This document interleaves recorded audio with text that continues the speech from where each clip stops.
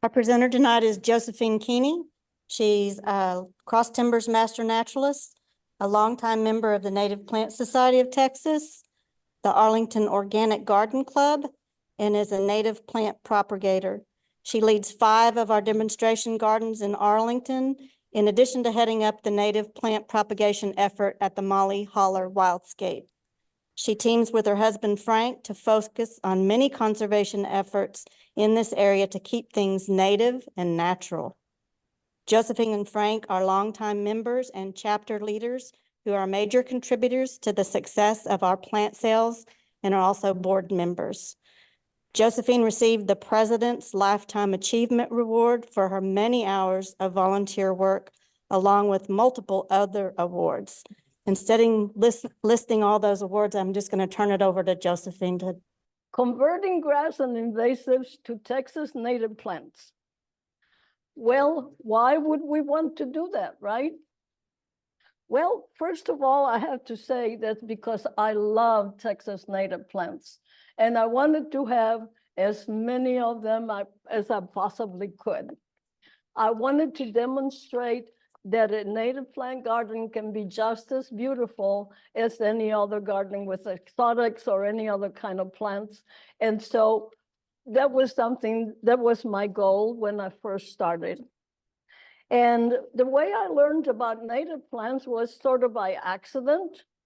I read a newspaper article in the Arlington newspaper. That was a long time ago when they had one.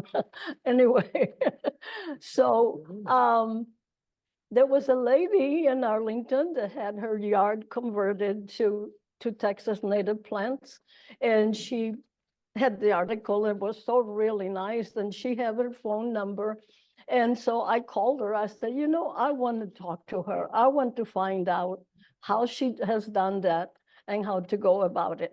And so I went and visited with her, and she was very, very nice. And she told me all about it. And she said, yeah, you can do this. It's easy. I said, really? Yeah, you can do it real easy. And she gave me the address to check into with Texas Parks and Wildlife and all of that. And so I thought, well, I'm gonna go and check into it. And so I did check into it. I wanted to get my yard certified. And I said, well, how do I do it? And they said, well, all you need to have is about at least over 50% of your plants be native plants. And so, well, how do I go about that? So you go into your yard and you start writing down all of your plants, including the non-native on one line and the native on the other. And then if you have more than 50%, you can send in your application. But you're supposed to have some water available for the wildlife and also a little bit of shelter, like, you know, maybe evergreens or some other kind of little shelter for the birds to shelter in. Anyway, I sent it in and I got accepted. And so I got this lovely plaque in 1998, which I was so proud of. And so this is what it looks, this is what it looks like. Okay, I need to, anyway, so yeah, this was what got me started, okay? And then after I did this, okay, I retired from my work. I had a bridal apparel shop, okay? And so I have been raised to do sewing and designing and that sort of thing. I had that business for about 20 years. And then it was time to retire. And I retired in 2005. And I said, well, I need something to do, you know, because, you know, I couldn't just sit around. So I started looking around and we went to the Molly Holler Wildscape.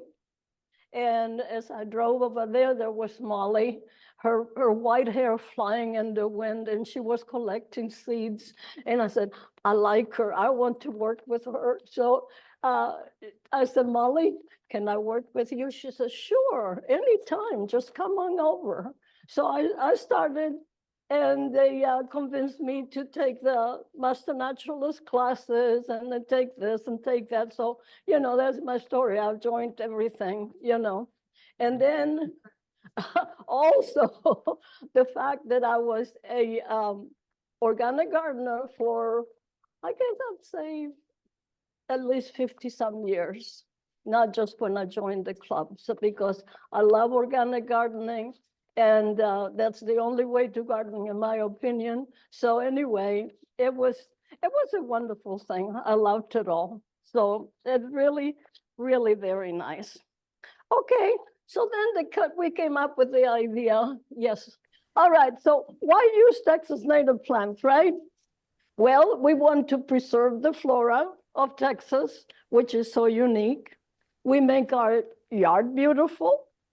We want to provide habitat for birds, bees, butterflies, and anyone else that wants to come by, you know, like a possum or whoever. We want to use water conservation. And we want to save on fossil fuel, and we make no air pollution. And we save labor and time with no mowing or edging. So, you know, it's a very good deal. Okay, let's move. All right. Well, there we did. You went back? Okay, this is what our yard looked like when we started. This tree was, I planted this tree, I guess in 1968. And it's in Arizona ash, and it's a gorgeous tree, and I am so proud of it. That's really, I am really, really proud. So that's what it looked like. Actually, it looked neat, but definitely not all native. And I wanted to have lots of native. So, okay. All right, that's another close up. As you can see now, at the house foundation, we had beautiful nandinas. They were gorgeous.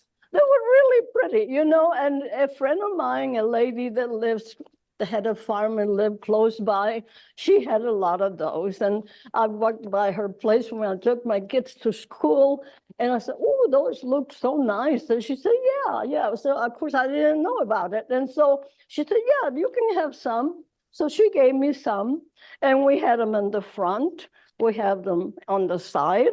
Can you move it to the side? Back. And the back. Let's see. Okay, the side and the back. Yeah, no, that's still the front. Yeah, there's the beautiful nandinas. Yeah, go ahead. Oh, there's the side. And then again, the front. Okay. So we had a neat yard. Okay, it's not that it wasn't neat. It was very nice, but not native. Okay, some more. Well, let me just say, with the Nandina, over those years, all the roots grew together. The And roots trying to get were that thing out knit was together. basically impossible. Yeah. I took a fireman's axe and had to chop all of the roots Yeah. first before we could To pull get them out. It was a lot of work. Yes.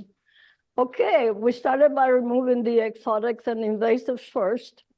In our case, it would be the nandinas, but let's not forget the Bermuda, which is also an exotic invasive. Okay. Oh, there I am with my nandinas. We pulled them all out. No, that's And- 1 week's worth. Yeah, That's yeah. 1/4 of the. Part of them. So we worked really, really hard to get them out. Okay, now there's that bed all cleaned out. That looks really nice. And here I have added some coral berry and some bulbs to the front. So it's starting to look a little more tame. There's some more coral berry. And this is, we're jumping ahead a little bit here, but this is the bed next to the sidewalk to the front. And this one is, we prepared ahead of time. But now we're starting to get native plants over there, and they look really, really nice. And that's yes, what is that for? Coralberry. Coralberry, yes, coralberry. Okay, so how do we go about it, right? Well, first of all, you have to measure your space and make a plan. You have to design the beds and the paths for easy access and take into account your existing features, okay? So City Hall, check with City Hall and check the city codes. Plant according to restrictions and height, and that's very important, which I didn't do. I didn't know about the restrictions of the height. But they And- were soon to inform. us. And at one time I had to remove a lot of plants because they were too tall. Yeah, anyway, so then ask friends to send newspapers for you. Our friends and neighbors, they brought us great big boxes full of newspapers. So we had lots of newspapers. And when ready, call it tree service to deliver mulch. You know, they will deliver the mulch for free because it costs them money to take it to the, you know, to the dump. So they, it cost them about $75 a load. So they can just drop it on your yard and it doesn't cost them anything. Or your driveway. On the driveway, yeah. So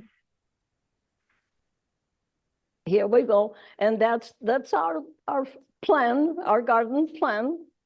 We started with the oval bed, which is where the big tree is, okay?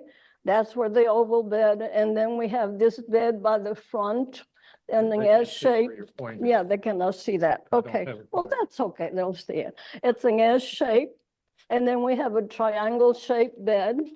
And then we have this very long bed that goes around the curb. That's about 125 feet, and it's 5 feet wide. And so that bed slopes also. So it is a little bit of a difficult, you know, thing to do. But anyway, that's how we laid it out. And we started with the oval bed, okay, with the You tree. probably can tell here, we live on a corner. Yeah, we're on the corner, right. So here we go. So here is the oval bed before all the others. We did that one first. So what we did is we laid, you know, water hose around to mark where we wanted it to go. And then we got some, what is it called, Frank? Well- Plastic edging, Yeah. yeah, black plastic edging, and put it in. And then we laid the newspaper and mulch there. This is already has the paper on it for about 3 months, and then I planted these plants. So this is the beginning of this one bed. I didn't do the whole yard at one time. It's okay. Now this is the bed by the front walk, and it already has been done like that one, and with the black edging and we've laid the newspaper and mulch. And this is how we did it. Okay, on here you can see where I laid the paper down, and at the very edge of the curb we have an edging to hold the mulch in. What I did is I dug here next to the edging, yeah, well, More like that. dug it there next to the edging so that I could tuck the newspaper in there so that no light would go through there. If you have light coming through there, you'll have grass coming out right away. So, you know, you can't, all right, yeah, that's good. Let's see, Frank, I press, whether I press, This little one right there. right, Yeah. okay. Oh, yeah, there you we go. Yeah, if you don't have a little something there at the edge and tuck, oops, I moved it forward. It's not supposed to be working. Oh dear, Now it wants to work. yeah, okay, now it's working. Anyway, you tuck in the newspaper, How about let me point? yeah, okay, you point. And when you stop, be sure that you leave a little piece not covered so that you can connect with the other papers you're gonna put on. And when I put the paper, okay, go ahead, forward one. Okay, there's another. So this is where I had my buckets with water. And I would take the sheets of newspaper I was gonna lay down and dunk them in the water and then lay them down and be sure that everything was connected thoroughly. If you leave any open space, you're gone. It won't work. So anyway, that's how I did it all along. Go ahead. And one more time there, gone ahead, go on. Okay, so here we are to where the whole area was covered. All right, so having that done, it looked kind of blank, right? So because that black edging that we had, the black plastic edging was not tall enough to show through the mulch. So It all Go got ahead. covered up. yes. Yeah, this is the mulch that we had on the driveway. We had just a little bit of it. Okay, Oh, that's after we had yeah, we had more than half of it mulch. already done. Okay. Okay, and there's Oh, yeah. Frank loading some of it. Okay. Okay, so then after about You had 3 a- months, You had a question. I'm sorry, okay. They just dumped the whole freaking truck. I'm sorry. What's that now? If you had to shovel it all, you'd know what I mean. Yeah, I put it, no, I didn't use it. Okay, I did not use a wheelbarrow to come and put it on because when you have a wheelbarrow, you're pushing it and you're putting it on and you don't have control over where that mulch is gonna fall. I use my trug, you know, my little trug, and I put enough there where I get it to fall where I wanted it to fall. And so that's how I did it, a little at a time. And so after about 3 months of it being covered with it, well, of course, we had already been planting some of the plants, but then we just, we made a hole in the, this is how we did it, pull the mulch back, make a hole in the paper, and then dig your hole and put some compost in there and put your plant in. So that's how we did it. Okay, go on. And that was probably 14 months ago. Oh, it was a long And- time. And we haven't had any grass come up. No, we never had the Bermuda come back. I have a question over here. Yes, We're up at about 6 inches of mulch. What was your? Wasn't quite that. About Up how what- many inches? Uh, About 4? about 4 or 5 inches, yeah. And then, of course, it went down quite a bit, yeah. Yes, Did you water it? You keep the. yes, yes, of course, yeah. And you need to keep it moist, right, yeah. Okay, go ahead. Okay, that's another shot. That's some golden ground, so move forward. Okay, this is the bed that I showed to the beginning of the mulching. So that's starting to grow and it's starting to look like something. Go ahead. I'm gonna say here, when we had it all covered with mulch in the wintertime, people would get out of their car and walk through it, thinking, there's nothing there. All Yeah, you see is a bunch of mulch. So around the perimeter, you can't see it because it starts to blend in here. But we put it yarrow all around the perimeter because it stays green pretty much all year, and through the winter, it says, hey, there's plants here, don't walk. all right. Move forward. This was in the fall. We had a persimmon tree which dropped the leaves and they were really beautiful. They were red, very lovely. Okay. All right, now that's the S-shaped bed by the front. And, oh, I need to mention that we left a big, wide open space in the center. The paths are 3 feet wide where the regular paths, but the main path from the driveway to the center is 4 feet wide and then it widens up a lot. So we'll have space there for people to stand around, talk, whatever. And we have put there. Let's see, is it the next one? Not yet. No, not yet. Go ahead. Okay, the lines, yeah. Yeah, we need, The lines of demarcation bring the shapes into focus. Yes. So let's go ahead and move.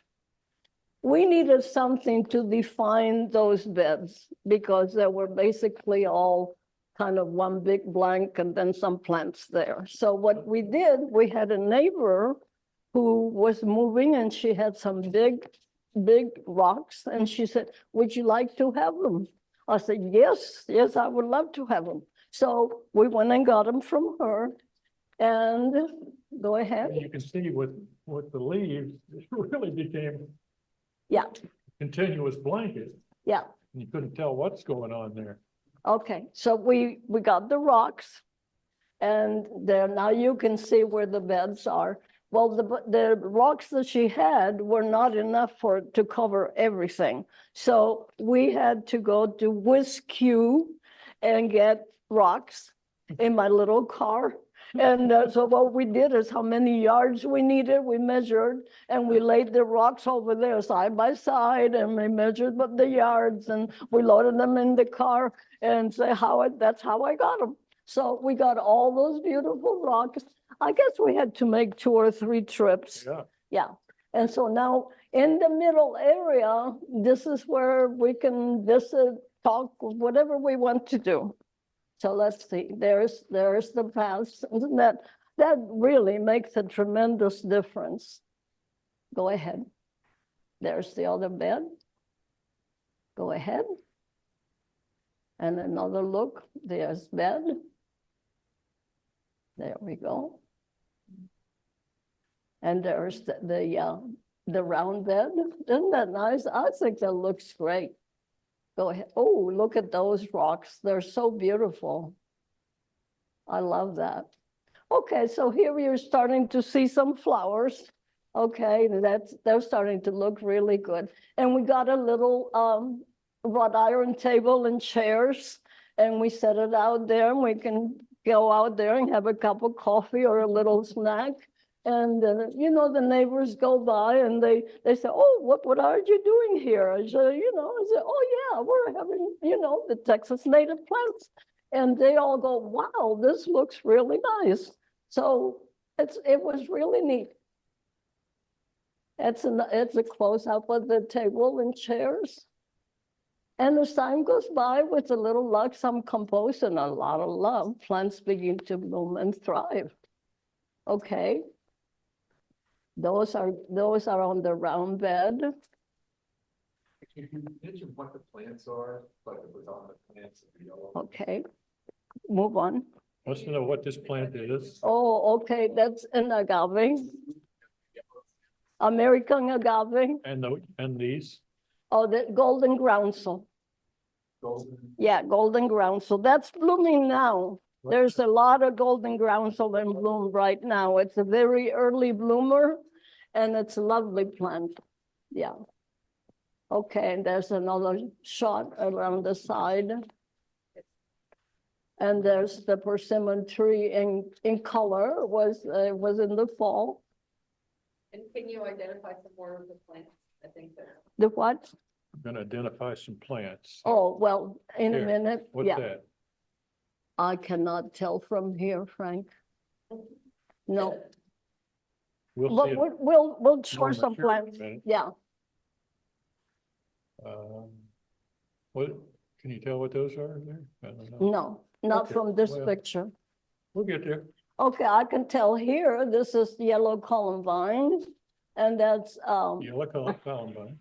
huh? Okay. Yeah, the columbine. And this is, over there, I can't, yeah, what, Brussels penstemon. Yeah, Brussels penstemon. Okay. Anything else? I think that's it for now. Yeah, What is this there's over a here? little bit That- there. This flower? Yeah, that looks like Miss Flower. Yes, okay. Okay, there's a lot of Brussels penstemon on the round bed with the yucca. No, the agave, not yucca. Yeah. Okay, and that is the wild white evening primrose. We had the pink too, but I just happened to have the white there. That's really pretty. As you all know, it changes every year. Constantly. It's the year of the whatever. Yeah. every year. It's never the same, never the same. Yeah, We have 100, or we've had, I guess we still have 148 individual species, so some of them are the same color, so sometimes you Yeah. gotta look a little closer. okay. And there's another shot with the primrose and what is it, the Brussels penstemon. And then we have coneflowers and columbine. Okay, this is the bed. It looks really pretty and colorful, okay? But this is the one that gave me the big problem. I planted these, the black-eyed Susans out in the front bed, and they got too tall. And the city came and said, no, this, you cannot have this. On this bed, you can only have things up to 10 inches tall. I said, oh, 10 inches tall. That's 10 inches from the actual dirt. Yeah, because from the they're looking ground, at from the ground, yeah, They're actually calculating, all the way. yeah. Since we live on a corner, there's a stop sign there, and you're supposed to look before you drive across the intersection. Yeah. I don't know. Anyway, you're not supposed to have plants that tall up to the curb. So now I have wine cup and I have, well, what else do I have? I have blue mist and some of the yarrow. But see, the yarrow can get pretty tall too, and I would cut it back. But anyway, let's move on. Well, And then this one, you have specific drawings from the city with angles yeah, it's. and heights and so forth. Okay, so there's the yarrow on that bed. It looks great, but it's pretty tall. But that was okay on this one bed, not on the bed by the curb. Okay, and more of that. Okay, and this is the one that broke my heart because they had me take these out, and it was just so beautiful. But I had to take them out, and then I potted them all, and I used them anyway. But yeah. And I had to go ahead and plant much, much lower plants. It's the red. There we go. I And want to there- know what the red in there is. The red, okay, the red is scarlet sage and autumn sage. Yeah.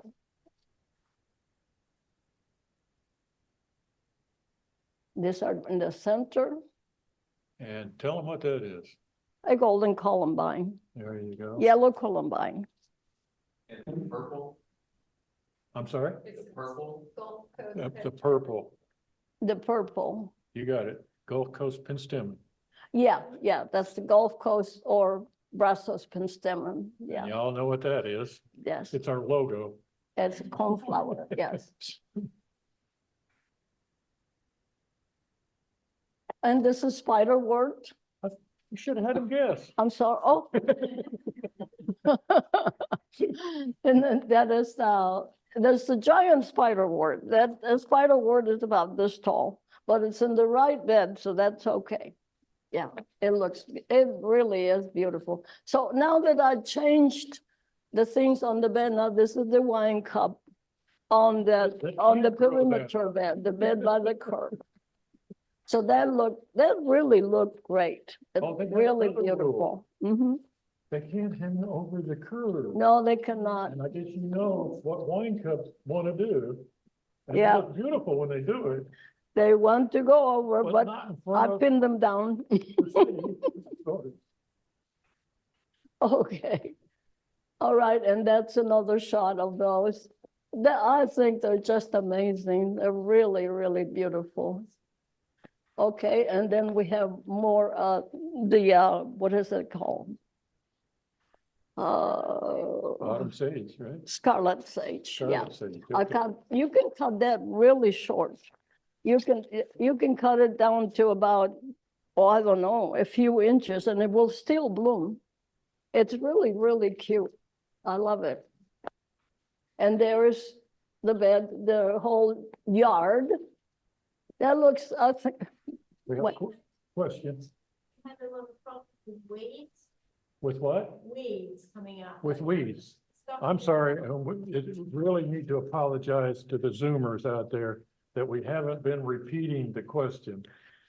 The last question was, are we having trouble with weeds? Well, we're not having anything coming up from the ground. Anything that now shows up that we didn't put there is coming in aerially, okay? And yes, there are some, especially on the edge bed here. I'm having to fight the veg. Yeah, I'm having to fight that one. But you know, you get there and you pull it out, and that's the way it is. But I haven't had any Bermuda at all, not at all. So that's been just great. So anyway, that's the whole front yard. Okay, next. It's another shot of the edge. So we live on the corner, but at some point you have to take your neighbors into consideration. So what are we gonna do, right? one side. So on that side, on the side of the driveway, we planted some more plants there that look really nice and not too tall, but those are okay. And there's another view of that bed. And our neighbor is Mr. Neat, you know, nothing. They have Well, one- they don't plant one plant anything. in their backyard. Yeah, That won't die. Great big thing, and I don't know what it is, not native, and that's okay. it. And the whole yard. And that's fall asters. And this is a closer look at some of our favorite native flowers. And so Well, I tell you what, since it's working, you can. I can advance do the this. slide, Okay. Okay, Okay, here's Indian blanket with a monarch, and it's a male monarch. Okay, that's really pretty. Oops, where's the evening primrose? I think we're missing it. Well, well, okay, don't worry, okay, that's the spiderwort. Yes, Someone on the chat wanted to know how you keep leaves from falling onto the mulch. what'd she say? the question was, how do we keep leaves from falling on the mulch? Oh, I We're- don't, We're organic people, no, and we welcome leaves, yeah, and we don't do anything about them, the leaves, yes, yes. even on the path. Right now, we don't add mulch. We just, the leaves that fall are the mulch we have now. Okay, so I don't have to keep adding mulch. And Okay. there's many insects Mhm. and butterflies and moths that use that leaf litter, Yeah, and that's where they start their journey to a Right. better life later. Yeah. okay. Another question. Yes. here. What kind of soil do you have? What kind of soil? What kind Okay. of plants, or what kind of soil do we have? Yeah, Well, I can answer we that. have. It's whatever the builder left there. Well, no, we have clay soil, gray clay soil. And what happened, because of our organic gardening methods, we have improved it to tremendous amount by adding the mulch and by adding compost. And now it's no longer what it used to be. So it's changed tremendously. And that I have read that the depth of mulch that you put on your soil, say that you put 8 inches, then you'll improve your soil 8 inches from the surface down. That'll be how it will improve your soil. So, you know, mulch is a wonderful thing, you know, to improve the soil. Okay, anything else? No? Okay, all right. Now this is the white white evening primrose. Isn't that precious? There's that we had the pink too, but I just happen to have the white. Okay, and the black-eyed Susan, isn't that lovely? With some of the mealy blue sage and wine cup. The purple cone flowers. The wine cup, isn't that lovely? I love the wine cups, they're beautiful. And they're so easy to take care of. You know, you can even mow those guys. It's great. And they volunteer here and there. And if they're where you don't want them, pick them up and put them someplace else. And it works. And that is the Brussels penstemon. Isn't that lovely? I love it. Okay, and that's the scarlet sage. And that one was cut really, really short. And that is still bloomed, just beautiful. Very nice. Oops, I think I went too fast. No, something is missing here. Okay. Okay, that's a mixture. Isn't that lovely? I love the mixture. Oh, there we go. That's the wild violet. I love that. The colors on there, it looks like somebody painted it. It's beautiful. And this is prairie phlox. Prairie phlox is wonderful. It'll spread, and oh, it smells great. I love it. It can take some shade too, not total shade, but some shade, and oh, it's really lovely. Wild petunia, Ruellia nudiflora, and you know, many people are afraid of this plant because it spreads a lot. But you know, it's okay. You can, if it comes up in a place you don't want it, you just take it out and put it someplace else, or share it with somebody. That's okay. I think it's a lovely, lovely plant. Okay, and this is cowpen daisy. And cowpen daisy, it's an annual, but wow, it's a big attraction for pollinators. So yes. Gonna tell a story? Yeah, tell a story there. Okay. First of all, one of the things they always ask is, where do you get plants? Where do you get all the plants? Yeah, that's right. Well, before we got into the Native Plant Society and some of the other in the wildscape and so forth, we used to go to plant swaps. Yeah, We joined a website called Dave's Garden, and different people, we would meet all over the state, and we'd drive there, we'd have a big picnic, and everybody would bring plants, and they would bring so many of this kind and that kind, or trade. and then Mhm, the swap, mhm, you know, I'll Yeah. give you this for that, yeah. you know, regular old swapping match.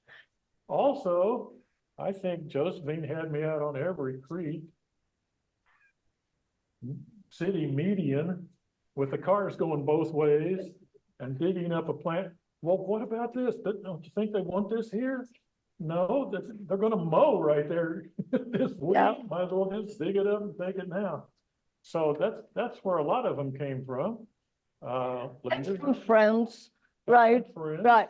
We had some people come even from Houston for the plant swaps, which I think it's amazing. As a matter of fact, the same lady has come for the plant sales that we have from Houston. And Our Nipsot you plant know, sales. I think that's incredible. Way back. That's really great. People that love native plants really love plants. Just a minute. Yes, And this one right here, the cowpen daisy. Cowpen daisy, we were driving down a country road, and lo and behold, they've got cows. The they've got a cowpen. cow pen, Yeah, and it was full of those. yeah. So I go up to the door, farmer's door, and I knock on it and ask him, could we take some of the cowpen daisies? He said, on one condition, you don't bring any of them back. But you know, they do sell seed. Lot of seed. Yeah, but they're a joy. They're amazing. And if you know, if you have too many, just pull them out. Just like sunflowers, you know, they spread a lot, but just keep what you want and get rid of the others, and that's okay. Yes, They're just having trouble here, Frank. Get close to the, What, oh, the lapel microphone. the lapel? I don't know what we can do about It's that. not picking. Oh, hearing me? Yes. Oh, me. Oh, I see. Talk to Josephine next. Well, why don't you just stand there, Frank? The second Josephine. You know, yeah. plants are a lot easier than presentations. Okay. All right, so we have the cowpen daisy. And now we have here the low wild petunia, Ruellia humilis. And that's a really nice Ruellia as well. It just lays low, kind of vines a little bit, but sticks to the ground. And it's really a really pretty petunia. So that's a good one to have. No, what happened You went here? Oh, okay, I see. Heart leaf skullcap. That's so pretty. And it's also a big spreader, you know. I planted it at one end of my yard and it showed up at the other end and here and there. But I love it, it's gorgeous. And so I keep them all, and what I don't need, I pot it up. Texas thistle.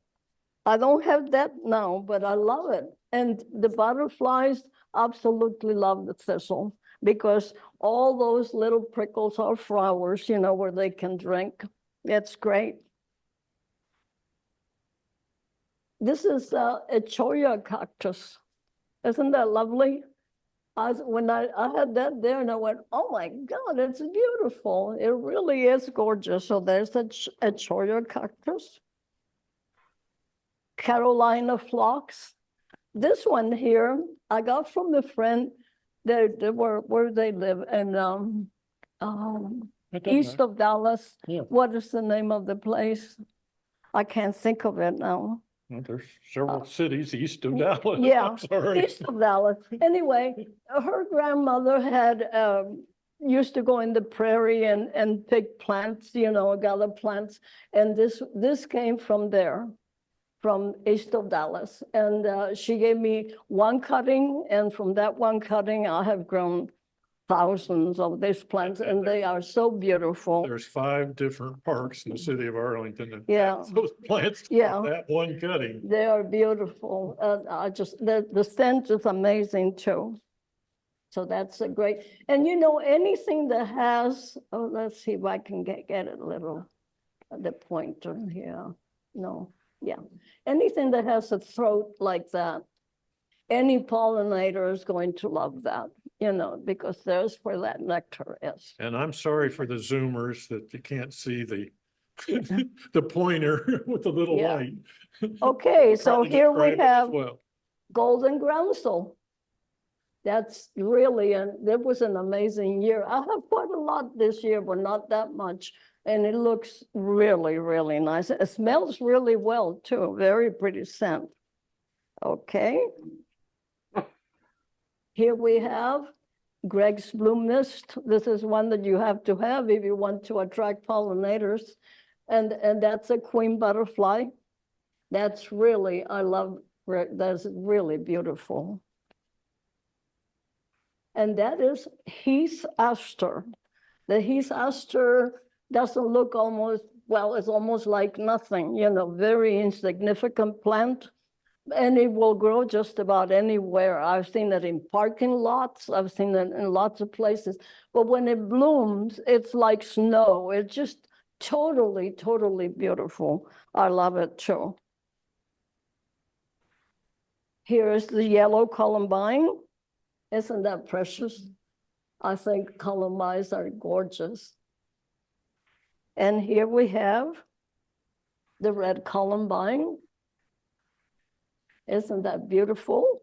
Now, one thing you gotta And watch then- with the red and the yellow, Then the red and the yellow then happens to if they you grow them cross. close they- together, and look at the beautiful baby they made. That's great. I like that better than either of the others. It's beautiful, yeah. So yes, they will cross if you have them in the same area. Okay. Autumn sage. This is one that we cannot do without, you know, that's everybody's special plant. Flame acanthus or hummingbird bush. You know, everybody loves it because of that. The hummingbirds love it, but the butterflies love it too. You know, they will go, let's see, in the side because they cannot reach from the top to down here, but they, whoops, oh goodness. But they can go in the side of the flower and get the nectar. And then we have the purple fall asters, which are totally amazing. And, you know, a bed of these is really, it's really incredible, is that purple, beautiful purple look. So that's a one, and very, very hardy plant. And then we have, oh gosh, what is that? A red admiral on coneflower. Isn't that beautiful? I love that. And some people drive by and comment, and some drive by and take pictures. And the ones that did was Google. They took a picture of our yard, it was online, and actually that was like a little like a little video, but we can't make it be a video, but they took it from high up, so that's kind of interesting to see from much higher what it looks like. So, and then that's before, and that's after, and that's our story. Thank you for coming. All right. Any questions? Yeah. They want to know, you may have said, Okay, I cannot hear. when did you start the process and how recent are your pictures? When did we start the process? Was the question? Yeah. First question. Okay. We started with that circle bed in 2011. No. Yeah, maybe, yeah, you're right. You're right. 2011. And how recent are the pictures? Uh, I don't know. We take them all the time. Yeah, Probably 2014, 15. yeah. That's my guess. The, But the, you know what? They're ageless. They still look, you know. the pictures, you know, what shows here changes every year. Every single year, things are different. So I cannot say that it looks like this spring, it'll be looking like that. Well, the But group the- will change, but right, the individual plant. pretty much the same. situation will be the same. We'll have the beds like that, and we'll have the round bed, and we'll have all that. Yes. Did you ever use seed packs just to mix things in with what?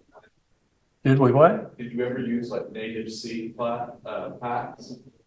Just seeds, like throw seeds out to see? We've planted a few seeds that have become plants in our yard, but very few. Yeah, we didn't throw seed, mainly because we had a big layer of mulch, you know, and you can't just throw seed on top of a thick mulch. So that didn't work. But I have planted seeds individually Yeah, we in plant pots. in, Yeah. grow in little pots and then Mhm. bump them Yeah. up and bump them up. Yeah, But not cast onto the she's got a yard. question.